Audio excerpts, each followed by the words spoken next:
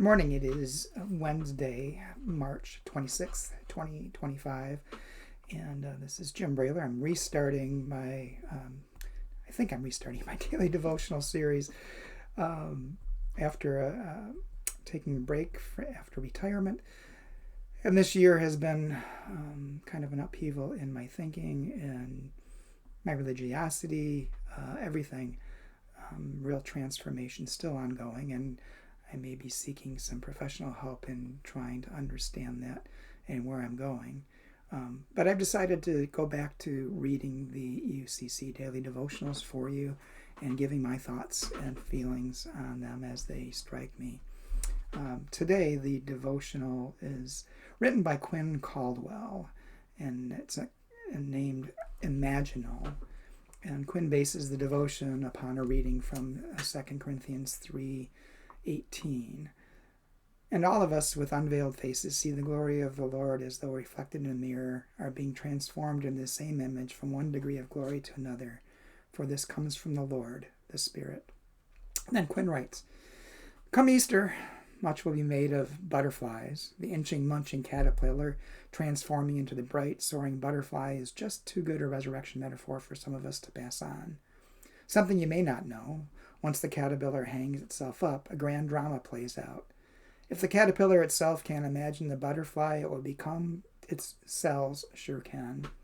As soon as the chrysalis closes, tiny structures called imaginal discs, that's really what they're called, form in its body. Inside these discs are the genome of the butterfly, largely separate from the genome of the caterpillar. As such, the caterpillar's body sees them as invaders. Its immune system attacks and kills them, but the genetic image of the butterfly will not be denied. The imaginal discs keep coming. Eventually, the caterpillar's immune system becomes overwhelmed by the sheer number of them. By then, the struggle has basically liquefied the caterpillar's body. The imaginal discs then use the caterpillar soup to build a butterfly.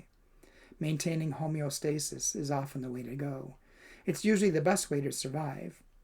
Fighting into liquefaction can seem preferable to changing. But what if the thing you're fighting is the seed of a great transformation?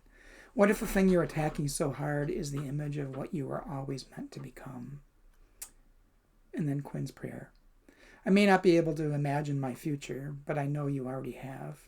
When the image of you that you've implanted inside me makes itself known, help me to not fight too hard. Amen." Well, so many things went through my mind in reading this devotional.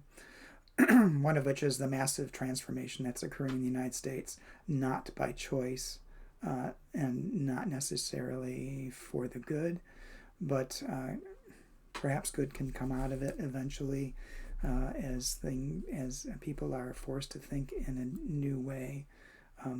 Hopefully not in the way that some of the architects behind this impetus are suggesting. But anyway, that was one of my thoughts. And the other was, too often people use this text and use these concepts to try to convince people who are going through traumatic change, not of their own making, traumatic issues, whether it's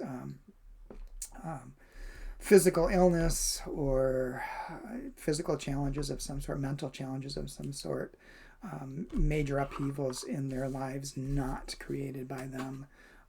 People trying to emerge from poverty or living in the midst of poverty. And I don't think that that's the intent of this at all. And only people who are coming from a place of privilege would see it that way. But I really saw this more as people who perhaps are in a place of privilege to see who and how they are in the world and to understand how they see the world, and recognizing that something in themselves needs to change. And that can be hard.